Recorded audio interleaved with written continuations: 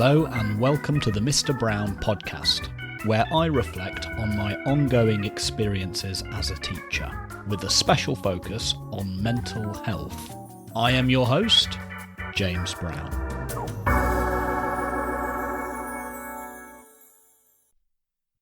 Salutations. I've three things to discuss today.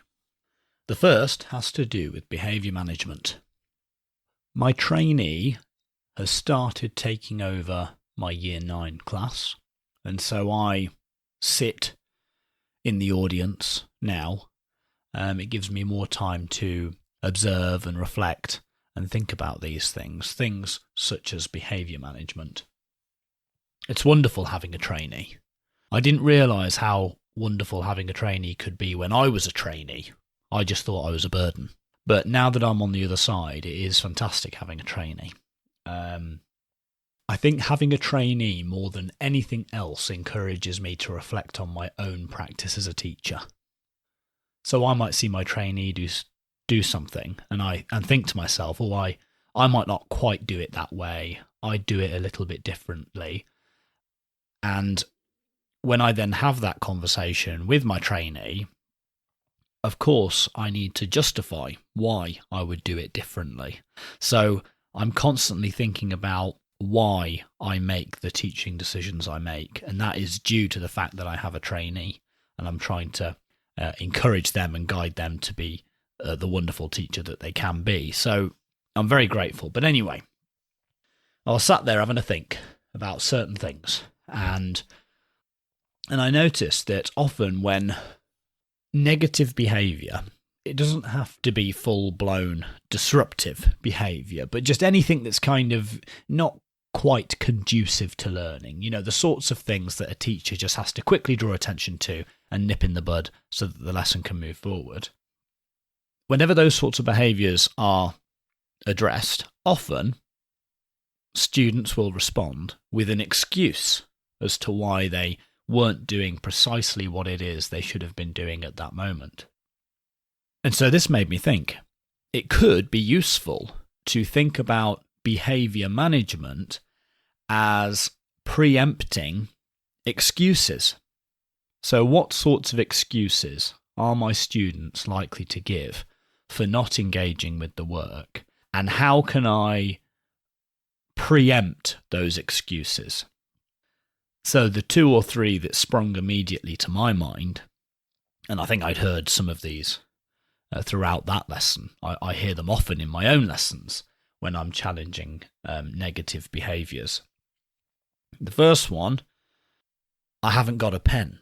So this is one that I'm more likely to hear at the very start of a lesson.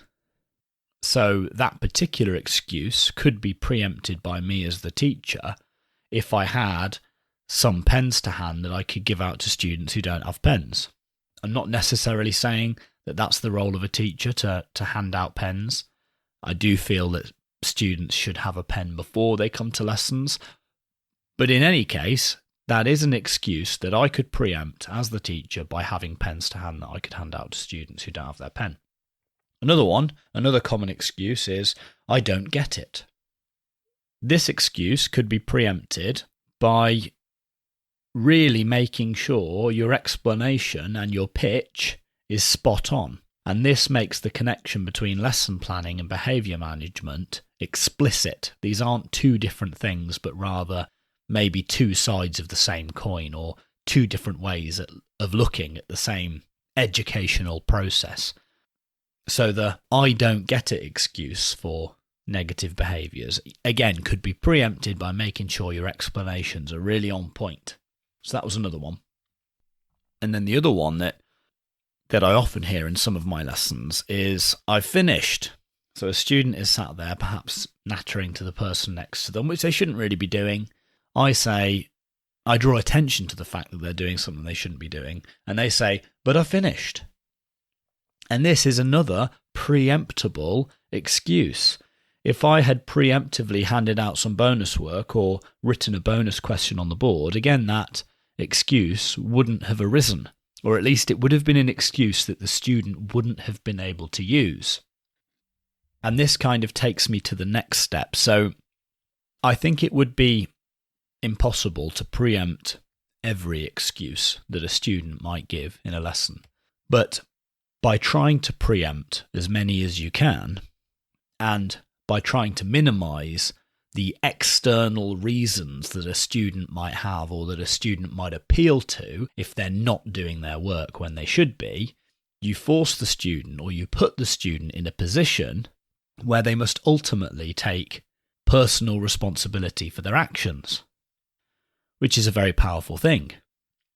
If you remove all of the reasons that they might appeal to for not doing their work, then the only thing left is themselves.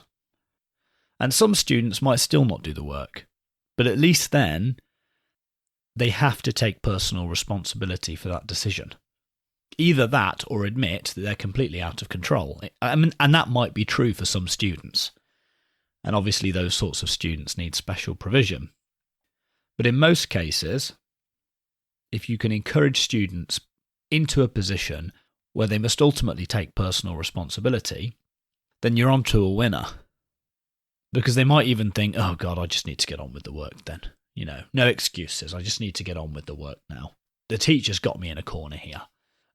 Or they don't do the work and still take personal responsibility for not doing it, which is better, and I think can result in a better follow-up conversation than pointing to things external to themselves and trying to look for any excuse possible for not doing the work.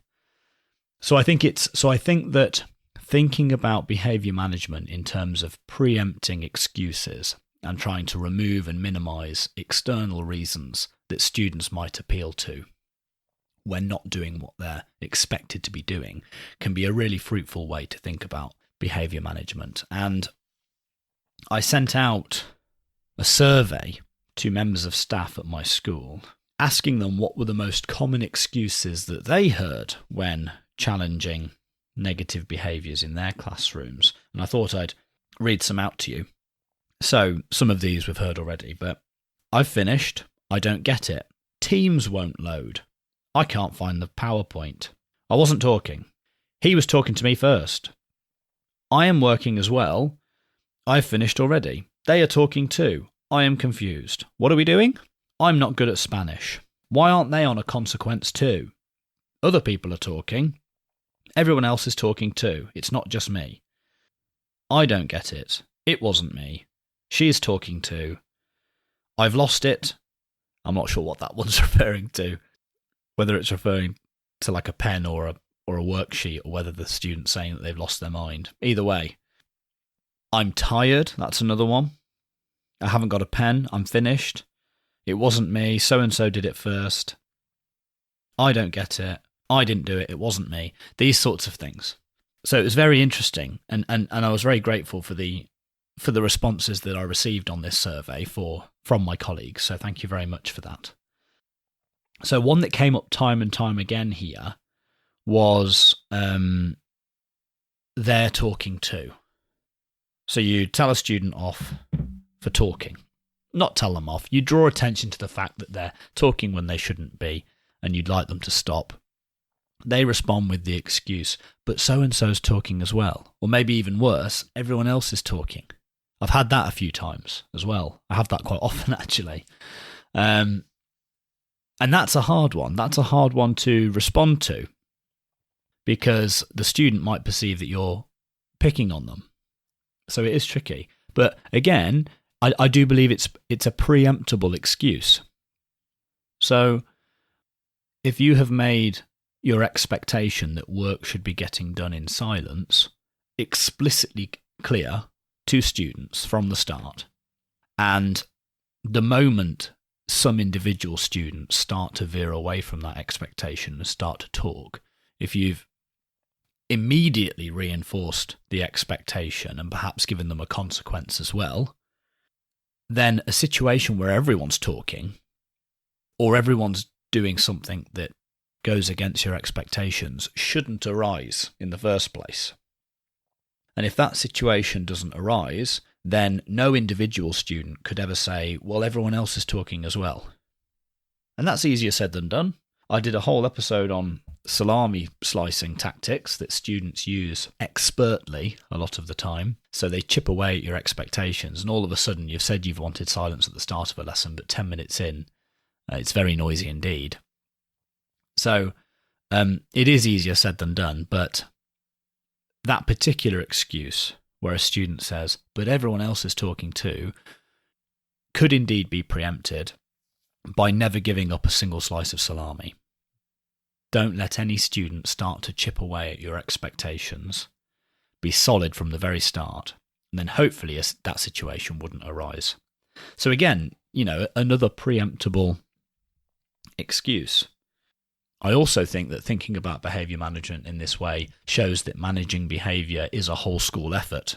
So a lot of what happens before the lesson, in tutor time, or even before school, so this is before your students ever get to you, that could determine how many excuses a student might be able to appeal to in your lessons. So for example, if they're hungry, that's not something that you as the teacher would be able to address in your lesson. But at my school, for instance, toast is available in the morning for students. So again, that's my school making an effort to not only feed students, which is a good thing, obviously, inherently, but also making an effort to make sure that students aren't hungry in lessons, and so don't have the excuse of being hungry for not doing their work. Another one is making sure students have pens. Again, I said earlier, it's not necessarily the place of the teacher to be a pen hander-outer, but at my school, that's something that gets sorted in the morning during tutor time.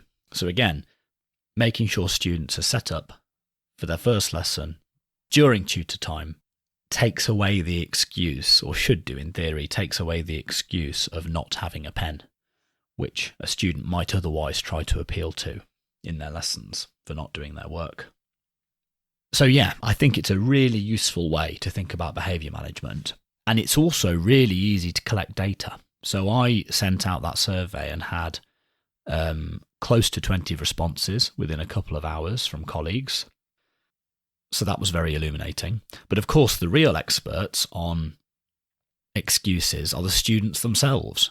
Ask them why they aren't doing what's expected, and they'll tell you. You don't always have to do this publicly as some sort of shaming ritual, In the moment, the most important thing is to get the student back on track with the work, but afterwards, you can have a private conversation with them, a no judgment conversation. You can make that clear at the start, where you're just kind of investigating why at that particular moment the student was struggling to engage with the work, and they'll tell you. And you can add that to your list of excuses that you try to preempt in the future.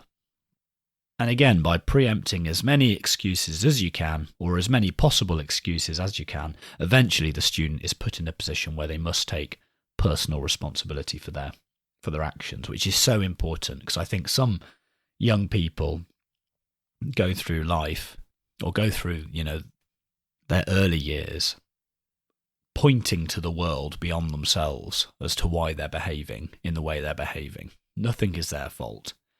Everything is for some reason. Everything they do is for some reason that's beyond themselves and beyond their control.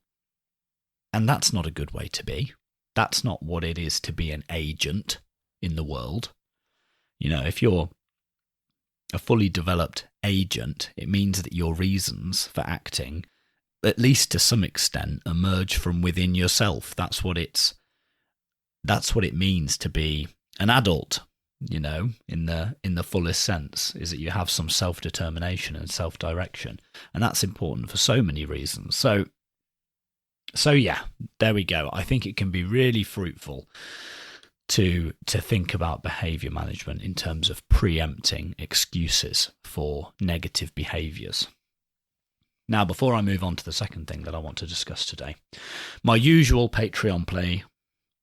This episode took a couple of hours to produce, which is about average, and I aim to produce a couple of episodes a month. So if you think that work is worth at least the price of a coffee, so £2 to £3 once a month, then please consider signing up on Patreon. And if you do sign up on Patreon, you'll be helping me cover the cost of producing the podcast. It doesn't cost a lot, but any contribution would be greatly appreciated.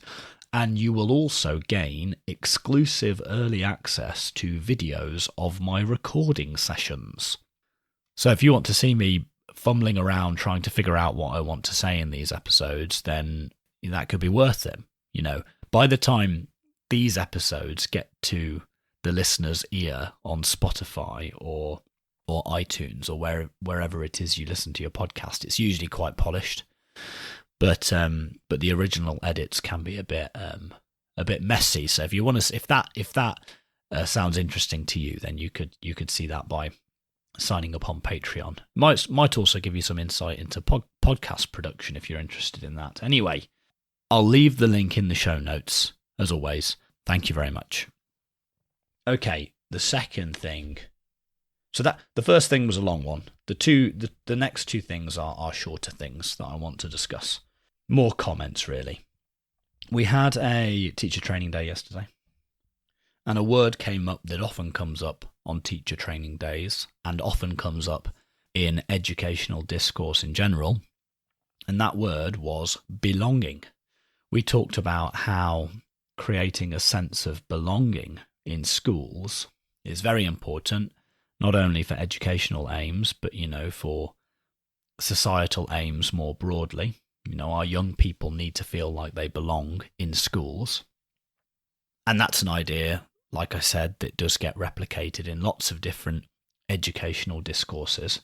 But what was missing, and what is often missing, was any concrete strategies on how to create a sense of belonging. So it might be important to create a sense of belonging. I don't think anyone would deny that. But how do you do it? And so I thought I'd share one particular strategy that can be used to create a sense of belonging. Now, I know about this strategy via my familiarity with self-determination theory, which is a theory of motivation. I've spoken about it lots of times on the podcast before. This is something that I've looked into at some depth during my master's. So according to self-determination theory, there are three innate psychological needs. One is the need for autonomy, another the need for competence, and finally the need for relatedness. And the idea is that if you can satisfy all three of these needs in a person, then they will experience more autonomous forms of motivation. Or let's put it this way, they'll be more motivated in a better way. And they'll also feel healthier mentally. So these three innate psychological needs are important. And that third one, relatedness, is belonging. So it's called relatedness in the self-determination theory literature, but really it is just belonging. It's the same thing as what teachers talk about when they talk about belonging. And belonging in that literature has been linked to all these different positive outcomes, including improved motivation and enhanced psychological well-being and all this other stuff. And to do this, these researchers and experimenters need to be able to manipulate this sense of relatedness or sense of belonging. So you have an intervention group and a control group. You create a sense of belonging or relatedness in the intervention group, and then you don't do that in the control group, and then you measure motivation or well-being or whatever it might be before and after and compare across the groups, and this is how you establish these sorts of findings. So what is it that the experimenters do in order to manipulate the sense of belonging across these two groups? What do they do in the intervention group to make those individuals, those students, feel like they belong, or, in other words, satisfy their need for relatedness? And one strategy that they often adopt to do this is perspective taking. The experimenter will go out of their way to use language that suggests that they are taking up the perspective of the participants in the intervention group. So they'll do things like active listening. They'll say things like, "Oh, I see where you're coming from. I feel the same way." Stuff like that. So I think we all have an intuitive understanding of what it means to take up someone else's perspective, to listen to them and try to see the world in the way that they see it and use the same sorts of language that they are using to show that you understand what they're saying. So perspective taking is one way of creating a sense of belonging in someone. So if that's something that's important to you with your students, and indeed it should be as far as I'm concerned, if you're thinking about how to create a sense of belonging or relatedness in your school, then perspective taking is one way to do it. Talk to students, really listen, echo what they have to say back to them to show that you have listened and you have understood, and use language along the lines of, "I see where you're coming from. I feel the same way. Oh, I do understand." Be empathetic. These sorts of things can go a long way to create a sense of belonging. I thought that was worth sharing. So there you go. Now, the final thing to discuss today is the purpose of education. It's a question that came up during my teacher training day yesterday. What is the purpose of education? And there were lots of great answers, but I thought I'd share something with you. I am part of a philosophy of education reading group at my school. There aren't many of us that attend, but it's a wonderful little group. We meet every month or so to discuss some philosophy of education. In fact, we have a philosophy of education anthology. It's edited by Randall Curran, published by Wiley Blackwell, which I highly recommend. And we're working our way through this anthology one chapter at a time, basically. And recently we read R.S. Peters' article, Education as Initiation. And it's very interesting. He tries in that article to figure out what education is. And he says that education doesn't have an essence. You know, there's no one thing that education is that can be identified across all the different examples of education.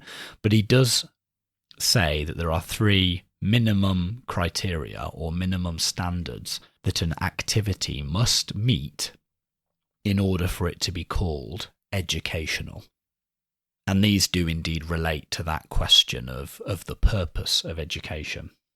And so his first criteria was that the activity must be undertaken with the intention of passing something on that's worthwhile. So education involves passing something on, a mindset, for example, that's worthwhile. The second criteria was that it must be passed on in a way that makes the learner enjoy learning. And the third criteria was that it must involve a minimum cognitive element or a minimum level of understanding. So this, for Peters, distinguishes education from the training of skills, which can be learnt fairly mechanically without having to do much thinking. But for Peters, education involves understanding and a minimum cognitive element where you're thinking hard about stuff. Now, the article, like I said, is called Education as Initiation. And he thinks that when we think about education as initiation, it readily satisfies each of these 3 criteria. So he thinks that we should think about education in terms of being on the inside of a certain way of life. So, for example, as a maths teacher, I'm on the inside of the mathematical way of life. And my job as a teacher is to initiate young people into that way of life, to take them from the outside to the inside, bring them into that way of thinking. So what does this have to do with that question? What is the purpose of education? That question that came up during my teacher training day. Well, there were several answers given to that question, and several of them pointed beyond education to try and justify education. Education is about setting young people up for careers, for example. Okay? Peters would disagree with that. Peters would say that if you're not passing something worthwhile on as you're educating young people, then you're not educating them at all. So education isn't just a means to an end. It's not about something that will happen later on in life. It should be about passing on something that's worthwhile in the here and now, in the present. Now, of course, passing on a worthwhile mindset in the present could certainly lead to beneficial things later down the line, like good careers. But that's not the point of education. The point of education is passing on something worthwhile in the present. Another answer that was given to the question, one which I really like, and one which I think Peters himself would like too, was that education should confer a lifelong love of learning, which I think is a wonderful answer, because obviously lots of learning happens at school. So that does suggest that what's happening in schools, that education is itself inherently valuable.